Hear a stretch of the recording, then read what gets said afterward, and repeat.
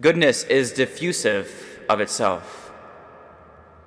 This is something that St. Thomas Aquinas says over and over again, quoting Dionysius the Areopagite. It simply means that goodness desires to spread.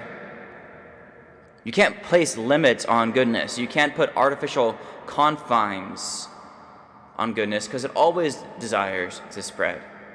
It is of its very nature that it cannot be held back, ought not to be held back. Likewise, things that are good, things that are supremely good, will spread. The Word of God continued to spread and grow. We read about in the Acts of the Apostles. This is a natural movement for it was of God. It is goodness itself, the message of salvation to the ends of the earth. Light has something in common with goodness, in that it seeks out those places that are darkest. Light spreads. You shine a light and there is no limit. Those little photons go on into an infinity, because light of itself likes to spread. Looking at the way the gospel spread in the early church is fascinating, because look at how St. Paul is selected among those initial men to be set apart, to be consecrated, ordained to evangelize. He had seen the light while he was still in darkness, while he was still Saul, overcome by the light. He was blinded. He was introduced into a mystery that was beyond him, that overwhelmed his ability to see. And from that point onward, he began to communicate that light. One thing we note about the saints in general, about St. Paul in particular, they are not the light. They reflect the light. They magnify the light.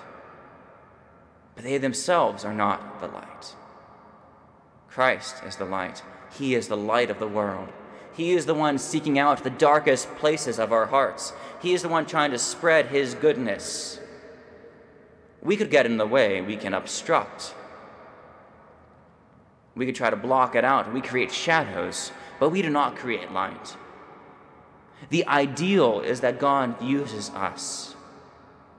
If he wants his light to be diffused, he will use us to diffuse the light. If he wants that light to be concentrated, we will be like a magnifying glass. If he wants that light to be reflected, he will use us to reflect his light. But he never ceases to seek out those darkest places.